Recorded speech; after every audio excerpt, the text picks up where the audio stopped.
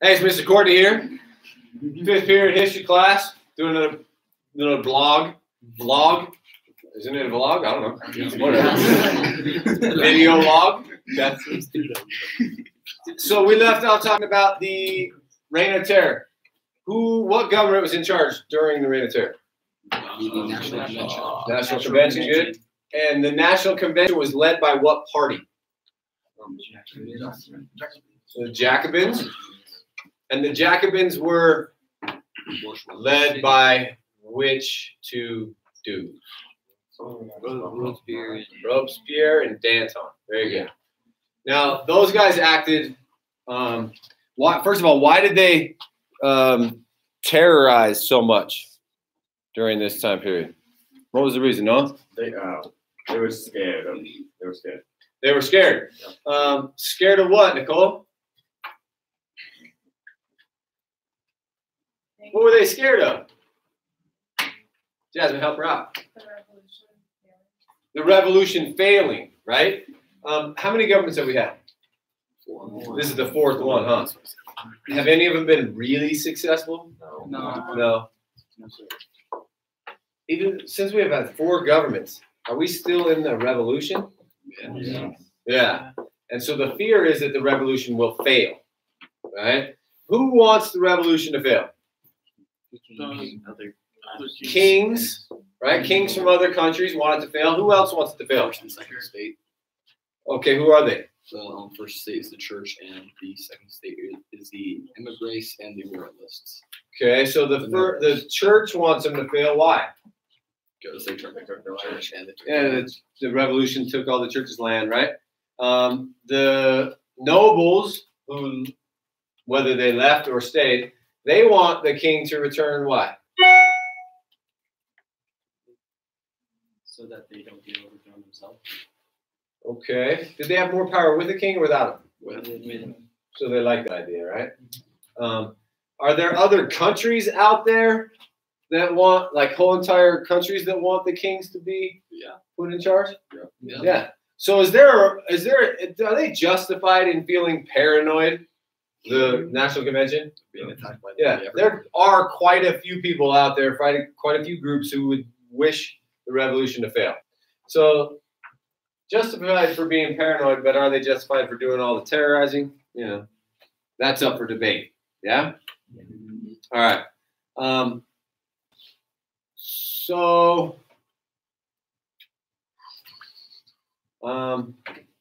After the Reign of Terror, remember when England had something pretty similar to this Reign of Terror? They had a king who wouldn't listen to the people, and then the people sort of rise up and get into a war with that group, right? And then they had one of those people who's supposed to represent all the people sort of take control all by himself, huh?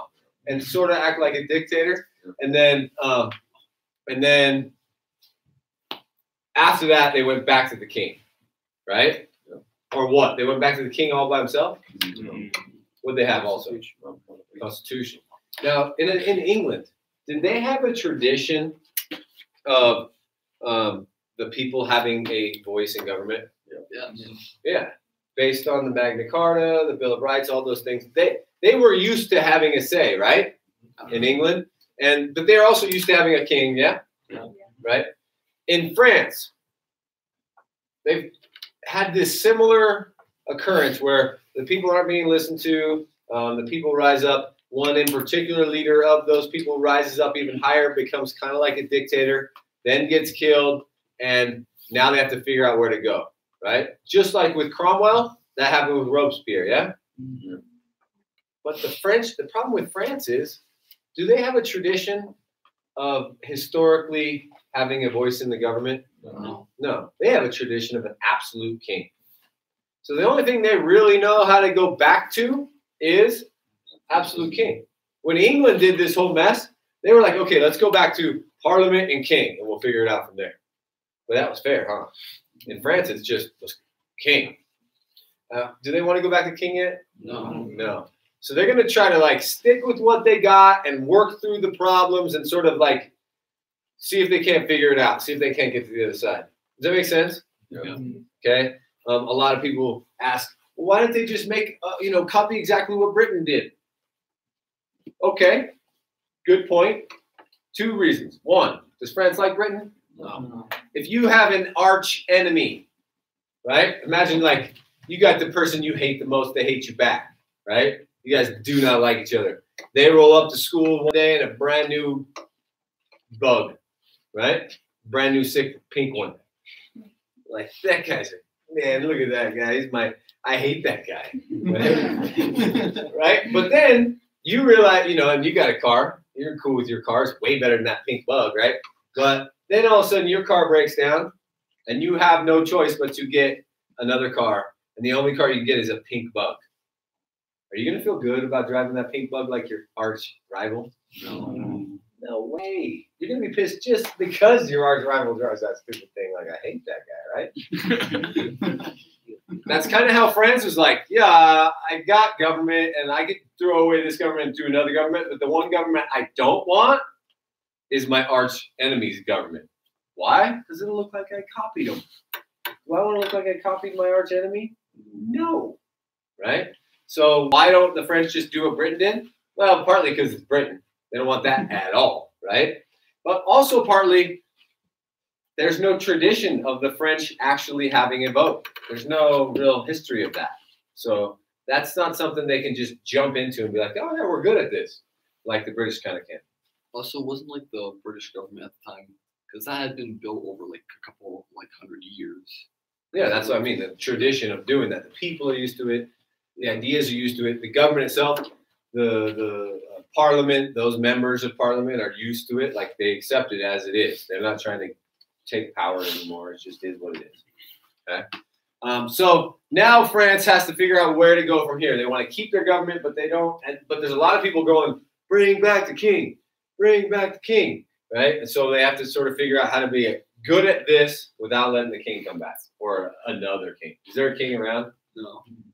That one's dead, but could they find one? Oh yeah, no. For sure, right? There's cousins all over the place from other countries that could be king right now. So the National Convention is going to do something, a couple things actually, but their goal is going to be for everybody to live by the principles of good citizenship, right? Good citizenship. What is good citizenship? Oh, yeah, be a good citizen. That's the reason I asked. Following the laws and the rules. Following the laws and rules, okay, that's part of being a good citizen, for sure. Being productive to society. Okay, being a benefit to society, not like something that sucks life from society. Is a good citizen here different than a good citizen in Baghdad? Yeah. For sure, because there's different norms and different rules and different stuff, right? So being a good citizen is relevant to where you are. So in France, they want these people to be a good citizen, be virtuous, okay? What that looks like now compared to then, probably entirely different. Well, they want to take care of their neighbors. They want to take care of France itself. There's some nationalism in there, right? They want to make sure that the government is protected and protective of the people, right? Some of the ways they want to achieve these goals by modifying society a little bit. So first thing, do you have to be educated to be a good citizen? No. You do have to have some basic education to be a good citizen. Because if you don't have the knowledge of what is a good citizen, can you be it? No. So part of what you're, my wife teaches transitional kindergarten, right? You guys didn't have that. I didn't have that, right? What that is basically teach kids how to go to school. So when they go to kindergarten, they can go all day and they can read. It's like first grade used to be, right? So that's what she teaches, right? Her job is to teach kids how to be good citizens, literally. How to go to class, sit down, shut up, right? I say it like that because that's exactly what the first month's all about. These kids are young. They've never, a lot of them never went to school. So to them, it's like, yeah, you need to learn how to do the thing you're supposed to do, right? If you don't know the rules and you go over to the boulevard, like right there by Pine Knot on a busy day and just start walking across the street, is that going to work out good for you? No. You being a good citizen right there? Even if you don't die, you're not being a good citizen because you're making somebody else either slow down or get in a wreck or do something, right? It's not good citizenship. all it takes is your knowledge to know that that's not what you do, right? So education is a decent part of good citizenship. You got to know what to do, when to do it, how it works, right? So they're going to improve elementary education for all students or for all kids in France. Elementary, because they only really make you go. They don't really make you go at all. But 6th grade is kind of like, beyond 6th grade, you're like higher education back then. Right? If you go beyond what we would consider your 6th year, you'd be going to like high school, college, higher education. Okay, we go to 12 because that's what is expected and accepted. Hey, Caitlin, will you hit the button on that Chromebook so it don't go to sleep like that?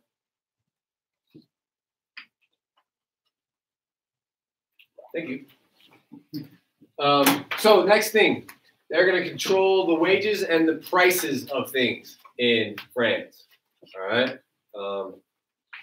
So they want to, in controlling wages, that makes sense, yeah? They basically made a minimum wage. So you have to make at least this much. Why do we have that? Yeah. Why do we have that?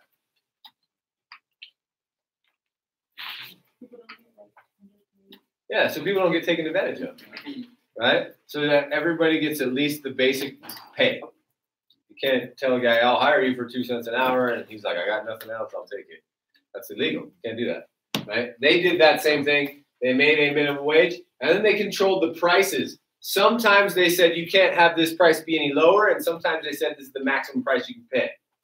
So for like things like wheat, right, a food-based thing, they would give it a minimum price. You have to charge at least this much. Right? Now, do you guys have any idea why they would do that? Isn't how much money you pay on something also make it so there's a little bit more tax with it? No. So Noah and I both have wheat farms, right? His wheat farm is huge. My wheat farm is like small, just regular size, little wheat farm, right? And we go to the market, a Tuesday. We both have wheat to sell. He has more wheat than I do, right? Because his wheat farm is bigger, okay? When the people come to ask us how much the wheat is, he can afford to sell his wheat for cheaper because he's got more to sell. You guys follow me? No. Right? And I can't afford to sell it that cheap because I only have like this much. I got to sell it for enough, right? And so they make these minimum price controls so that Noah can't just drop his price and make me not sell any. Yeah? He has to sell it for at least $2. That's the way I sell it for $2. He sells it for $2. We both make a profit. Now, he has more to sell, so is he going to make more money than me? Yeah, so it's fair, right? If he drops the price real low, I'm not going to sell any, and I get screwed, and he still makes his money, and that's not cool, right? And then there's things that are maximum price, things that you can't sell for more than this thing. Can you guys think of anything there might be a maximum price on?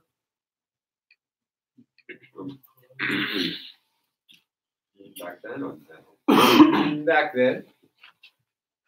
The maximum price wouldn't be jewelry or clothes because those things are not necessities, right? Austin? Yeah, maybe. Food. Depending on if it's like wheat, there's a minimum price. Depends sort of on what. Land. Land won't have a maximum price. They're going to let the market handle that one. It's more about things that you have to have. Like, for instance, they would use this kind of like bovine oil, steer, like beef oil for their lanterns and their like little stuff to keep the lights on, right? Like they'd have lanterns and little torches and stuff. They would use this oil that burned. Well, that oil was like really important to everybody, right? And there was enough for everybody. But if you were the only one in town who had any like oil left, you couldn't just charge $1 million because those people needed the oil to cook and to stay warm and to stay lit. Does that make sense? So if they were the necessities, the things that you have to have, they would put a maximum price on because the things you have to have are the things that people will go out of their way to screw you with, right? They're like, oh, you got to charge this much money. Okay, does that make sense to you guys? Why there be minimums and maximums? Okay, so like the minimum price control would be to make sure it's like fair competition for everyone, and then the max is to like control if there's a monopoly. Control if there's a monopoly, or just to make sure that everybody gets what they need. Okay. Right? Like we do sort of the same thing up here. Like during the wintertime, your electric can't get turned off. You guys know that? It's illegal for the electric company to turn your electric off. I think from December to March or something, because there's some people who don't have a fireplace, and so if they can't pay the power bill, but it's middle of February and it's freaking 8 degrees at night, they also can't turn their heater on because their heater's electric. You guys understand? So it's against the rules to turn it off. Now, if they stop paying February and March, if they ever want to turn it back on, they got to pay those 2 months. And then whatever does that make sense? They have to make up for it. But it's against the rules to turn it off on them because what if it was an old lady? She has no stove. She has no wood. She forgot to pay the bill. If they turn it off on her, she's going to die. Right? Does that make sense to you guys? So it's that kind of thing. All right. Couple other things that the National Convention does to try to make the government better is they abolish slavery. Is that what good citizens do? Make slavery illegal? Yeah. They abolished slavery in the colonies only.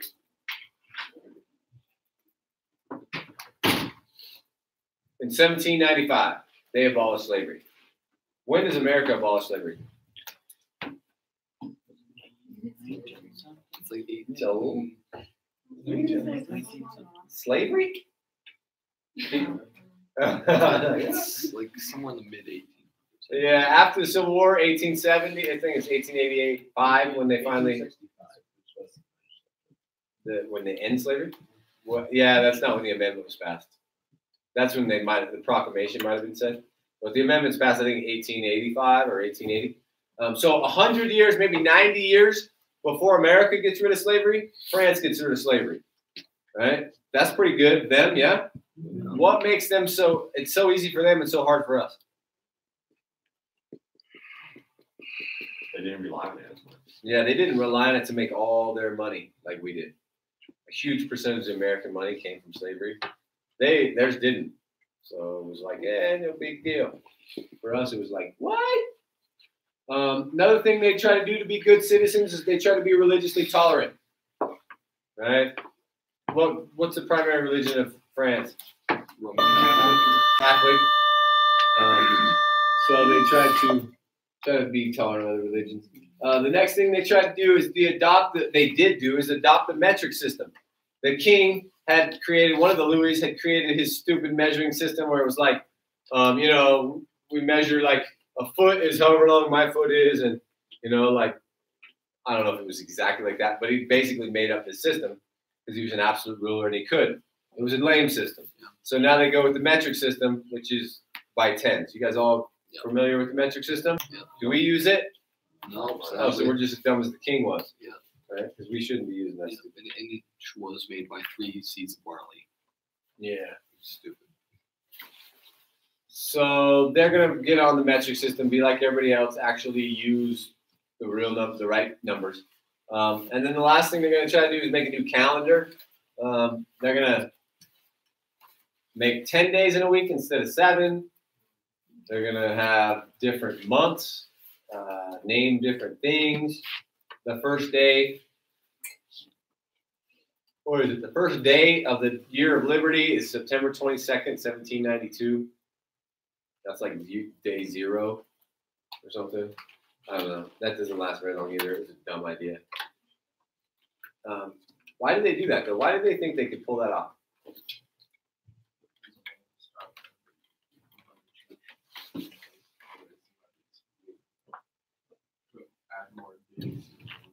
Okay, partly they wanted to like reduce the influence of church, right? Like that's why they did a couple of the specific things. But what made them think they could change the whole entire calendar? Wasn't there something like during the Reign of Terror they did it against like the church or something like that? And then they basically called it year one for them. Yeah, but that's like, isn't that still pretty ballsy to think you could change the whole entire calendar? How many years did they live with this calendar? 1,792, right? Long time? Bare minimum. What makes them think they could totally shift this whole thing? Now, that makes the answer to that question is, where did the calendar we use come from? Year one was supposed to be the year that Jesus was born. That's not when it was created, though. That's what they put the years to, but that's not when it was created. What the calendar we use today is created because Augustus Julius Caesar, who was the second Julius Caesar to be emperor of Rome, decided to he wanted to change everything, make Rome create a new era of prosperity, like a new era of greatness. Okay? So he went and changed a bunch of things, like the unit of measure, like the money, and like the calendar. Right? Well, when he makes the calendar, he names the months after like himself. Augustus is August. Like Julius Caesar, that's July. Like March is Marzo, that's the god of war, right? He names all the months after these different things, right? So what made the French think they could do the same thing is they literally thought they were beginning an era of democratic control of the world. Like a new era of democratic greatness, right? And they looked at it like, man, why don't we just, there we go. Why don't we do what the Romans did? Since it's going to be great from here on out, and it's this new era. We'll change the calendar, we'll change the system, we'll change all these different things, because they thought they were going to have the kind of impact on the world that Augustus Julius Caesar did. Right? Now, obviously, he was different than them, but that was their goal. That was their idea. Okay, does that make sense to everybody?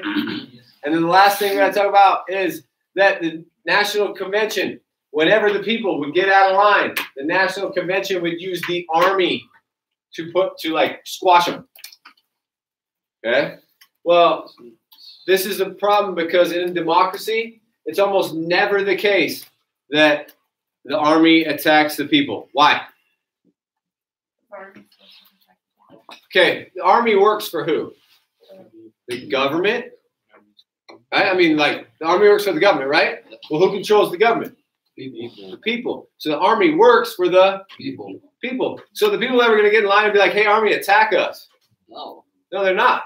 So the army should never attack the people because the people control the army, yeah? But it doesn't always work that way. The National Convention was supposed to be controlled by the people, but in reality, the National Convention was controlled by who? What's that? No, not exactly. Well, that's who they are. But who controls, what group controls the National Convention? Bourgeoisie. Bourgeoisie. That 10% of rich people at the top of the third estate, right? And then 80% of the rest of the country is below them. That's the people, right? Does the National Convention ever use the army on the bourgeoisie? No. No, they don't need to. Okay? But they do use it on the people. Sad face. Okay? Not a form of martial law or something along those lines. Yeah, I mean, not if they just come in and stop a riot, depending on how long it takes, yeah, it could be seen as a form of martial law. Anytime that the government is in control with the army of a region, that's the idea of martial law. Okay, so as the National Convention is doing all these things, they're also writing a new constitution. Okay, and once that new constitution is finished, it creates the directory. So this is government number 5. Okay, government number 5 is going to last about 4 years. It's the National Convention's constitution. It's the National Convention's constitution. So, because they've been ruling for the last year and a half without a constitution. They've just been running the show ever since they killed the king, right? Now they got a constitution, and it's going to have some structure to it. Now there's going to be rules and guidelines as to how the government works. And first things first, there's going to be a two-house legislature. So Parliament or Congress is going to have two houses. Have we seen that anywhere else in the world? Yes. Where? Us. Okay, we got two, right? Yep. You got the House and the Senate. Yeah, has France seen that? Yep. Sure. Where else have we seen that? Great Britain, I forgot. Great Britain? Sure. What their parliament is made up of what? House of Commons, House of Lords. House of Lords and House of Commons, right? You guys all comfortable with that? Yep. So France looks and says, that must be the way to do it. Have two, right? One house that's the lower house and one house that's the upper house. What class do you think fits into the lower house? Lower class and serfs. Lower class. Makes sense, right? And then the upper house, Bourgeoisie. in particular, what rich people? Bourgeoisie. Because if they were nobles, would they be part of the revolution? No. So the bourgeoisie is the rich people who are part of the revolution. That's who the upper class is, upper house. Okay. Now the executive branch in England. Who's the executive? In England, that's the king. The king. In America, who's the executive? President. President. In France, the executive is going to be a board of 5 people. It's a board of directors. That's why they call it the directory. Make sense? Okay. Those 5 directors are going to be chosen by the upper house from the upper house. Does that make sense to you guys? Yeah. What do I mean by that? It means representatives who are in the upper house in the legislative can become one of those 5 directors. Right. So essentially, the upper house sits around every couple of years in a room like this, and they discuss which of us is going to be the new directors. Right? So the directors are from what group? Bourgeoisie. The bourgeoisie. The upper house is from what group? Bourgeoisie. The lower house is from what group? Lower class. Everybody else, right? Does that sound fair? Is it balanced? If the bourgeoisie have the executive and the upper house, does that equal out the lower house? No, they got more power, right? You guys can see that. So essentially, the directory, this 5th government, is run by who? The bourgeoisie. Does that make sense to everybody? Yeah. It's going to be very important as to the end, like why this system will end. Okay. So the Constitution says there's 2 houses, upper and lower house. There's an executive branch that is the directors. And then they also say, okay, we're going to eliminate universal man voting. Remember, it used to be called something else. You guys remember what it was? Universal Oh, that was the manhood suffrage. Good, Joseph. Universal manhood suffrage. Right? That was every guy gets to vote, whether you own land or not, right? Mm-hmm. The directors are like, nah, screw that. You can only vote if you own land. Back to that again. So who gets the advantage there? Bourgeoisie. Right? They take away the right to vote for all men. That's a bummer. And so, who's going to benefit more from this government? The bourgeoisie or the poor? Bourgeoisie. Bourgeoisie all day. So the poor suffer more. The rich fight with each other over who's going to be the next directors. Because every time they sit in the room and they try to decide who the next 5 are going to be, does everybody want to be it? Yeah. Heck yeah. And they're going to fight over it. I'll give you this if you let me be it. Right? I'll do that if you let me be it. They're bribing and all kinds of corruption happens. All right. This directory among the people was almost as unpopular as the king. It's kind of like it's a lot like the old regime, isn't it? Yeah. They're getting screwed, everybody else getting rich. Right? So the people dislike this a lot. Okay. So that's what the directory is. I'm going to go back for a second here. Right before they made that directory, the National Convention used the army to squash opposition. We talked about that. They were attacking the people, right? Even in the summer or October of 1795, as they were just getting started creating this government, there was a big riot in Paris because the people didn't want this government. They heard what it was going to look like, and they said, that's weak. We don't want that, right? Well, in order to squash that riot, the National Convention calls in the army because that's what they do, right? And the people rioting almost didn't allow the directory to be created, but the army just is able to stop them. They're just able to like stop the riot. Well, you guys know the guy who's in charge of the army at that time is a guy named Napoleon Bonaparte, right? So do the directors owe this guy? Yeah. They do, and they recognize it. Okay? They recognize it. This guy's also going to be a general of the people, so the people will embrace him. He's not going to be hated like you might think. So we'll get down here now to the Napoleon and whatnot. All right, so let's understand Napoleon. Under the Directory, ongoing wars with Britain, Austria, and Sardinia offered opportunities for able military leaders. Between 95 and 99, a young general named Napoleon Bonaparte came to the public's attention.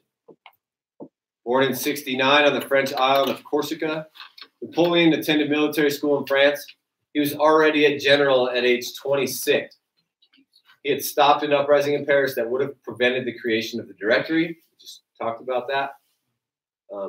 Napoleon was only 5 feet 2 inches tall, but had an extremely strong personality. Yeah, he had a little man's complex. He was very, I don't know, to me, very chihuahua. Very chihuahua, right? Big bark, a little bite, but he was just, he was a good general, though. He was ambitious and energetic. He had great organizational skills and was a good manager of both political and military affairs. Think about it, guys. Do you become general at age 26 without being good at politics? No. If you're 26 years old and you're trying to be the general, are there probably guys with more experience that are trying to get that job too? Yes. For sure. And how the heck are you going to get the job over the 5 guys that have more qualifications than you? You got to have some political savvy. You got to be able to wiggle your way into position to get the job. You got to be able to make the rivals look worse than you. That's politics, right? You got to make sure that everybody on the board is going to appoint you before you even submit your name to that list. So do you guys understand? He had to know what he was doing. He had to know how to play the game, even though he's only 26 years old. Right? So he can lead battles, but he can also sort of play politics. One of the things he did that made him good at playing politics or gave him credit was he married a super wealthy second estate noble girl named Josephine de Saussure. Okay. She is a leader in French society. She's kind of like the social butterfly. She's the one that has all the big galas and balls where everybody goes. She's rich beyond imagination, right? So she's always having the big party where everybody who's anybody is there, right? So when Napoleon marries her, not only did he get a bunch of money, but he got a bunch of connections. Second estate. So now he's sort of upper house-ish. He's sort of respected on another level than just being a regular general. Okay. Well, because his wife was second estate, wouldn't that make her technically against the revolution? No, because most people saw the second estate. There's noble people that aren't. Okay. Some people want democracy. Just because you're second estate doesn't mean you have all the power. Some people were like, let's have democracy instead. You know what I mean? Okay. Okay. I was just thinking about the whole reign of terror. They're like, oh, you're affiliated with the second estate person. Yeah, no. He's like a really super respected general. So okay. He's in good shape.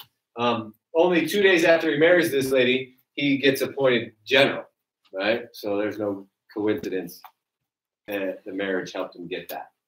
Yeah, he wasn't a dummy. So Napoleon is considered one of the greatest generals of all time because of the dominant role that he played starting in 96. The wars that France fought from then until 1815 are called the Napoleonic Wars. All right, it's about 20 years. All the wars that happen are all Napoleonic wars because he's basically going to fight everybody. Napoleon's genius lay in his ability to move troops rapidly to the most critical points in the battlefield. His opponent's tactics were older and slower. Napoleon proved his ability in Italy. The French army there was weak and poorly equipped. Napoleon improved conditions for the troops, gaining their support and boosting morale. With these newly inspired soldiers, Napoleon forced the Sardinians to make peace. He then went on to defeat the Austrians 4 times. In 97, Napoleon forced the Austrians to sign a treaty that gave France control of all of northern Italy. The reason that Napoleon was able to have so much power to start is because he treated his army super well. Right? He would work hard with them. He would march next to them. He would give them, extra days off and extra food, stuff like that. So that, to an extent, the army was Napoleon's army, not France's army. You guys follow me there? Yeah. They were more loyal to him than they were to France. Because what is France? France is this government or that government, right? But they knew Napoleon's my guy, my general. So the army gets more and more loyal to Napoleon and they have more and more success. If you are the government, how do you feel about that? A little worried. A little worried, huh? You get a little worried about that? I mean, come on. He's basically controlling the entire army, and he's not part of the government. If you're the government, you're going to be like, yeah, maybe we don't want that guy in charge anymore, yeah? I wouldn't, okay? Because if the king or if the directory says, army, attack Napoleon, are they going to do it? Oh. Absolutely not. They're not. So that's going to concern the directory, all right? The directory becomes concerned with that people love Napoleon too much and may want him as king. How about next time you walk around there, bud? Yeah. So he proposes attacking Britain. So he's now basically the leader of all the army, but he's not part of the government yet. Okay. So who do the French hate the most? English. The English. They hate the English the most, and the English have a bunch of troops in Egypt. They have a bunch of troops in Egypt because they do a lot of trading in India. Yeah, and they can get through the Suez Canal quicker. All right, you guys cool with that? Yeah. So Napoleon says, why don't we go and attack the British over there in Egypt? Says that to the directory. What's the directory going to say? No. Sure. Like, why? What's the point? Oh, but if Napoleon goes and attacks the British in Egypt, is he a threat to take over the government in Paris? No. No, because he's in Egypt. Yeah, does that make sense to you guys? So the directory, being all nervous, it's like, yeah, dude, get out of here. Go ahead, fight whoever you want over there in Egypt. That's perfect because now we don't have to worry about you taking over us. Right? Well, Napoleon's like, cool, thank you. So he takes his army over to Egypt, right? And at first they do okay. They battle the British a little bit, but then the British have their boats and their ships and they're better at that than the French are. And so the French end up getting beat down. Pretty good, actually. But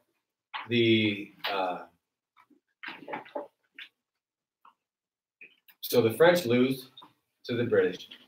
And Napoleon says to the army, you guys stay here. Right? Don't go anywhere.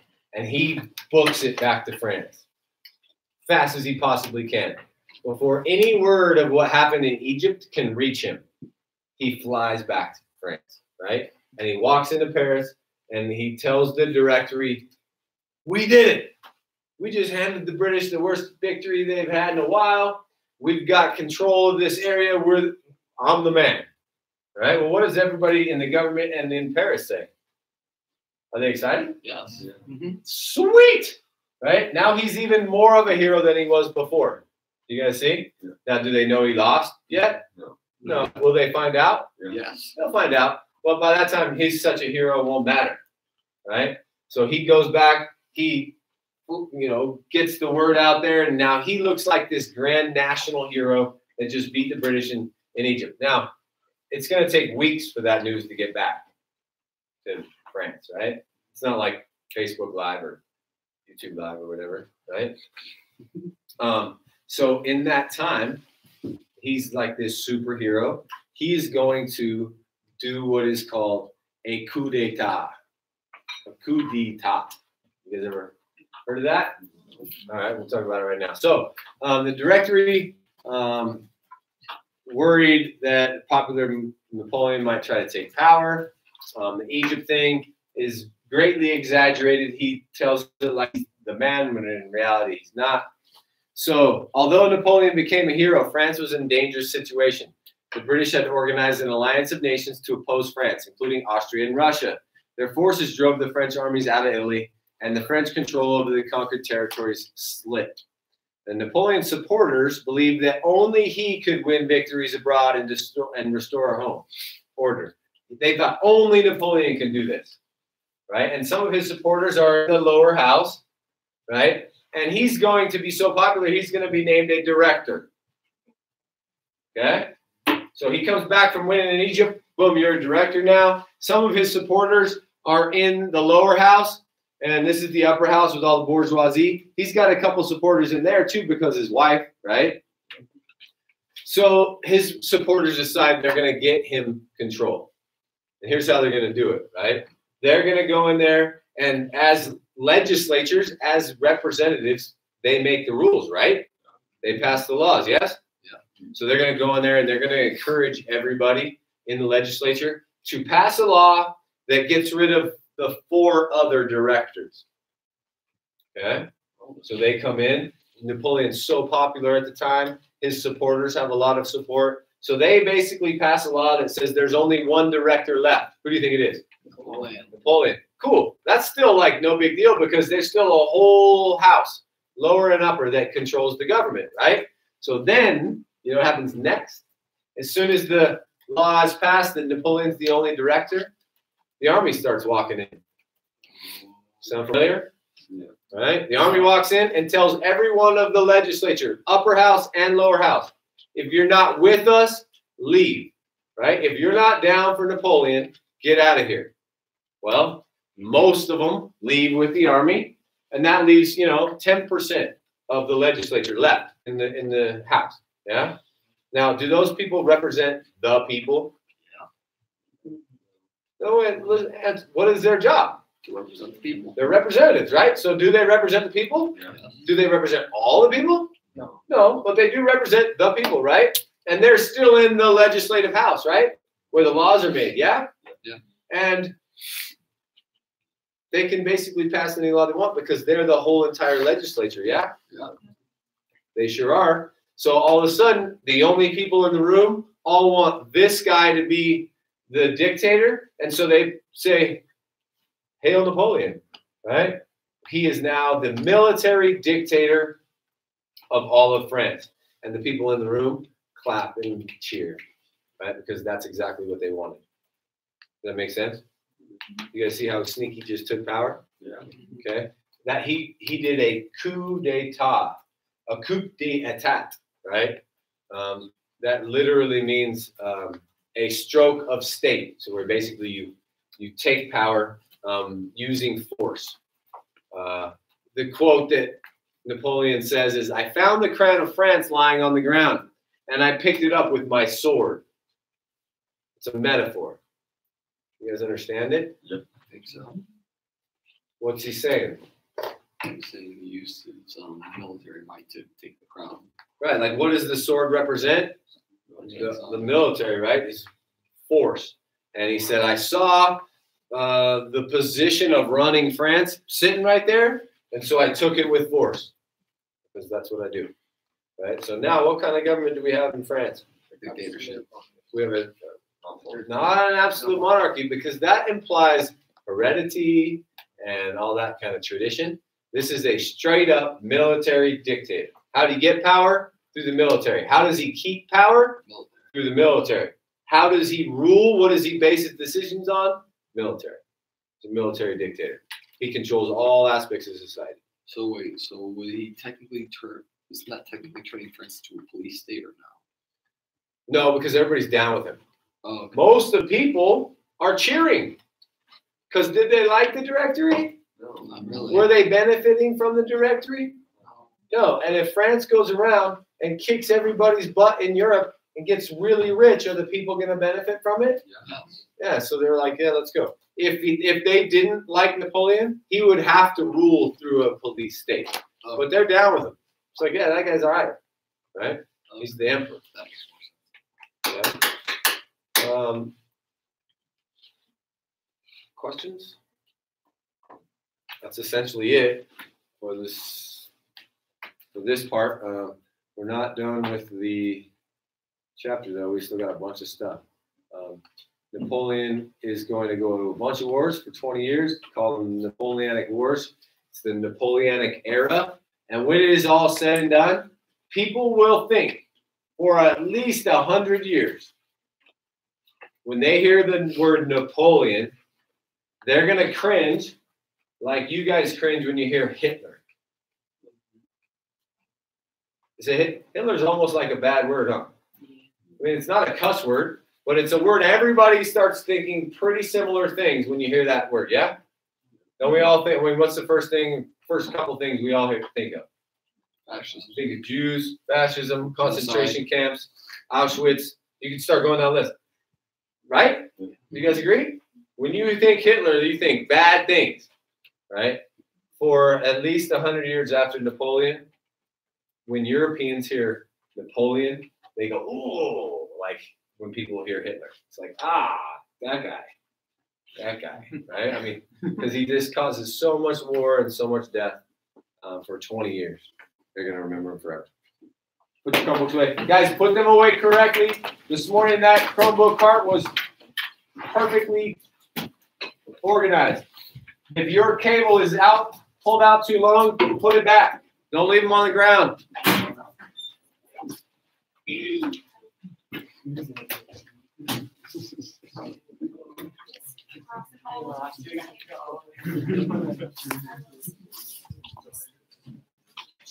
I'm gonna get a tattoo that says I love school. Sure.